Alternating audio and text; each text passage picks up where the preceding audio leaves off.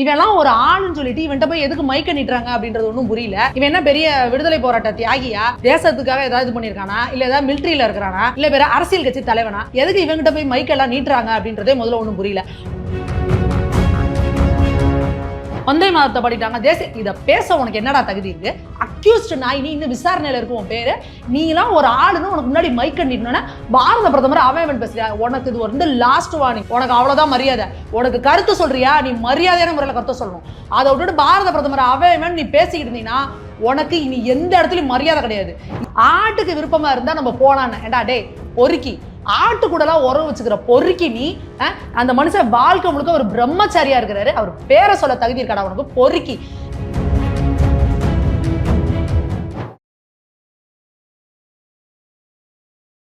ஆடு அமீர் திரும்பவும் வாலாட்டிட்டு இருக்கு. பாரத பிரதமர் அவர்களை இவன் பேசி ஒரு மீடியால வந்து பேசியிருக்கிறாரு.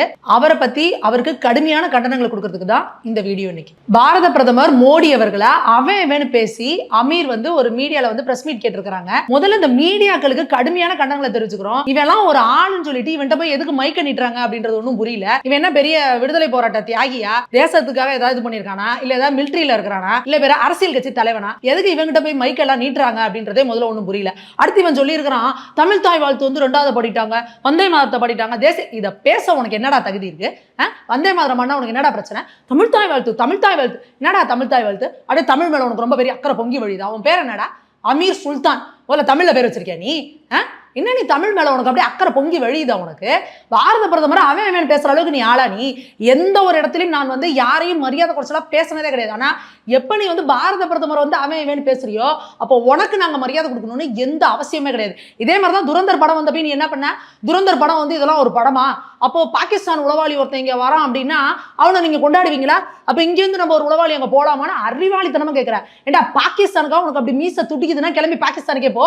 இங்க உட்காந்துட்டு வந்தே மாதரம் படமாட்டேன், தேசிய கீதம் பாடமாட்டேன், தேசத்துக்கு எதிராக பேசணும், பாகிஸ்தான் கிளம்பி ஓடு. ஏன்னா அங்க இருந்து பாகிஸ்தான் உளவாளிங்க வந்து என்ன பண்றான்? இங்க குண்டு வைக்கலாமா, இங்க எங்க பிரச்சனை பண்ணலாம், இங்க எங்க தீவிரவாதம் பண்ணலாம்னு பார்த்துட்டு இருக்கான். நம்ம போய் அங்க குண்டு வைக்கிறதுக்கு போல தேசத்தை பாதுகாக்கிறதுக்காக போறோம். அப்போ உனக்கு வித்தியாசம் தெரியல? அப்ப நீங்க இங்க உட்காந்துக்கிட்டு திங்கிறது ஃபுல்லா இந்திய மண்ணோட சோறு, இங்க இருக்க உட்காந்துக்கிட்டு எங்களோட மக்களோட வரி பணத்துல எல்லாத்தையும் அனுபவிச்சுக்கிட்டு இந்தியாவுக்கு எதிராக நீங்க எல்லாம் பேசிட்டு உட்காந்துருப்பீங்களா? எங்கேயோ இருக்கிறதுல வந்து ஒரு பிரச்சனை, காசால பிரச்சனை, இதுல பிரச்சனை சொன்னா கட்டாமட்ட துண்டை போட்டுக்கிட்டு மேடையில வந்து பேசிட்டு இருக்க நாயே, இங்க வந்து வங்கதேசத்துல வந்து இந்துக்களை எரிச்சு கொண்டாங்க பண்ணாங்க, அப்புறம் வாயில என்ன கொழுக்கட்டை வச்சிருந்தியா? வந்தே மாதரம் பாடுறதுக்கு உனக்கு என்னடா பிரச்சனை? வந்தே மாதரம்ங்கிறது என்ன? வந்தே மாதரம்ங்கிறது எங்க தேசத்துக்கானது, எங்க சுதந்திர போராட்டத்துக்கான பாடல். அது அதை தான் தமிழ்நாட்டுல காஷ்மீர்ல இருந்து கன்னியாகுமரி வரைக்கும் கடைக்கோடியில் இருக்கிற மக்கள் கூட வந்தே மாதரம் சொல்லிதான் எங்க சுதந்திர போராட்டத்துக்காக போராடினாங்க. உனக்கெல்லாம் சுதந்திர போராட்டம்னா என்னன்னு தெரியுமா? தேச பற்றுனா என்னன்னு தெரியுமா? இந்த தேசத்துக்காக எத்தனை பேர் உயிரை கொடுத்துருக்காங்கன்னு தெரியுமா உனக்கு? இது எதுவுமே தெரியாம போத கடத்தல் வழக்குல ஜாபர் சாதிக்கோட சேர்ந்து ஓம் பேரு இருக்கு. அக்யூஸ்ட் நாய், நீ இன்னும் விசாரணையில இருக்கும் உன் பேரு. நீலாம் ஒரு ஆளுன்னு உனக்கு முன்னாடி மைக் கண்டினா பாரத பிரதமர் அவன் பேசுறியா? உனக்கு இது வந்து லாஸ்ட் வார்னிங். இன்னொரு தடவை வந்து நீ பாரத பிரதமர் அவர்களை இவன் பேசுனா எங்க இருக்கியோ நீ சரி, பாஜக நிர்வாகிகள் அத்தனை பேரும் சேர்ந்து உன் இருக்கிற இடத்துல வந்து உன்னை ஓட வரட்டி அடிப்போம். உனக்கு இது எச்சரிக்கை. உனக்கு அவ்வளவுதான் மரியாதை. உனக்கு கருத்து சொல்றியா, நீ மரியாதையான முறையில் கருத்து சொல்லணும். அதை விட்டுட்டு பாரத பிரதமர் அவன் நீ பேசிக்கிட்டு இருந்தீங்கன்னா உனக்கு இனி எந்த இடத்துலயும் மரியாதை கிடையாது. இப்ப கூட நான் உன்னை இவன் நான் எல்லாம் பேசுறது காரணம், இப்படி தேசத்துக்காக தன் வாழ்நாளை முழுக்க அர்ப்பணிச்சுக்கிட்டு ஒரு துறவியை போல, ஒரு சாமியாரை போல வாழ்ந்துகிட்டு இருக்கிறாரு. இந்த மக்களுக்கு என்ன செய்யணும், இந்த நாட்டுக்கு என்ன செய்யணும், இந்த தேச பாதுகாப்புக்கு என்ன செய்யணும், தேச முன்னேற்றத்துக்கு என்ன செய்யணும், அவர் எப்படா நீ வந்து அவன் பேசுவ? அப்பெல்லாம் நீலாம் ஒரு மனுஷனா? நீலாம் அவர் பேரை சொல்ல கூட உனக்கு தகுதி கிடையாதா? நீலாம் என்ன சொன்ன? ஆடு கூட போய் ஏண்டா உறவு வச்சுக்கிறாங்களே, இது கரெக்டான்னு கேட்டா ஆட்டுக்கு விருப்பமா இருந்தா நம்ம போலான்னு ஏண்டா டே பொறுக்கி ஆட்டு கூடலாம் உறவு வச்சுக்கிற பொறுக்கி நீ அந்த மனுஷன் வாழ்க்கை முழுக்க ஒரு பிரம்மச்சாரியா இருக்கிறாரு. அவர் பேரை சொல்ல தகுதி இருக்காடா உனக்கு பொறுக்கி. அமீருக்கு கடுமையான கட்டணங்களை நான் தெரிவிச்சுக்கிறோம். இனி ஒரு தடவை நீ பாரத பிரதமரை மரியாதை இல்லாம அவன் பேசுனா நீ வந்து ஒரு கடுமையான விளைவுகளை சந்திக்க வேண்டியிருக்கும். அமீருக்கு நாங்கள் எச்சரிக்கை விடுக்கிறோம். திமுகவோட அயலக அணியில இருந்த ஜாபர் சாதிக் அவர்கள் மேல இந்த மெத்தபெட்டமைன் அப்படிங்கிற ஒரு போதை கடத்தல் வழக்கு வந்து பதியப்படுது. அதை இடி, என்சிபி எல்லாம் விசாரிக்கிறாங்க. அப்போ விசாரிக்கும் பொழுது பார்த்தா கிட்டத்தட்ட 2000 கோடி ரூபாய்க்கான பண பரிவர்த்தனைகளில் வந்து ஜாபர் சாதிக் வந்து அமீரோட வங்கி கணக்குலையும் அமீரோட குடும்பத்தில் இருக்கிறவங்களோட வங்கி கணக்குல வந்து அமௌண்ட் டிரான்ஸ்ஃபர் செய்யப்பட்டிருக்கு அப்படின்னு சொல்லி இடி வந்து சொல்லியிருக்காங்க.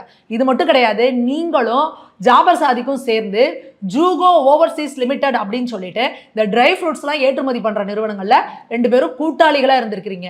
இது இல்லாம நீங்க டைரக்ட் பண்ண இறைவன் மிகப்பெரியவன் அப்படிங்கிற ஒரு படத்துக்கு அவர் போதைப் பொருள் கடத்தல்ல உபயோகப்படுத்தின பணத்தெல்லாம் இதுல இன்வெஸ்ட் பண்ணியிருக்காங்க அப்படின்னு சொல்லி இடி வந்து உங்க மேல இது பண்ணியிருக்காங்க. இது இல்லாம டெல்லியில போய் நீங்க பல மணி நேரம் விசாரணையில உட்காந்துட்டு வந்திருக்கீங்க. இந்த மாதிரி ஒரு பேக்ரவுண்ட் இருக்க நீங்க பாரத பிரதமரை பத்தி பேசுறதுக்கு உங்களுக்கு என்ன தகுதி இருக்கு? அப்போ நீங்க முழுக்க முழுக்க சட்டவிரோத நடவடிக்கைகளையும் தேசத்துக்கு எதிரான நடவடிக்கைகளையும் ஈடுபட்டு இருக்கிறதுனால பாரத பிரதமர்னா உங்களுக்கு அவ்வளவு கடுப்பா இருக்கா? இந்த பாரத தேசம் அப்படின்னா உங்களுக்கு கடுப்பா இருக்கா? நாங்க என்ன சொல்றோம், உங்களால வந்தே மாதரம் சொல்ல முடியல, இல்ல வந்து தேசிய கீதம் பாட முடியலன்னா நீங்க எல்லாரும் கிளம்பி பாகிஸ்தானுக்கு போயிருங்க. பாகிஸ்தான்ல உங்களை வந்தே மாதரம் பாட சொல்ல மாட்டாங்க, பாரத் மாதா கி ஜெய்ன்னு சொல்ல மாட்டாங்க, தேசிய கீதம் பாடுன்னு சொல்ல மாட்டாங்க. அப்ப இங்க இருந்து தேசத்துக்கு எதிராக பேசுறீங்க, இந்த தேசத்தை எங்களுக்கு பிடிக்கவே இல்லைங்க, ஐயோ இங்க ரொம்ப கொடுமைப்படுத்துறாங்க அப்படின்னா தயவு செஞ்சு நீங்க எல்லாம் கிளம்பி பாகிஸ்தானுக்கு போயிடலாம். மக்களே, நீங்களும் இதை பத்தி உங்களோட கருத்துக்கள் என்னன்றத கமெண்ட்ல பதிவு செய்யுங்க.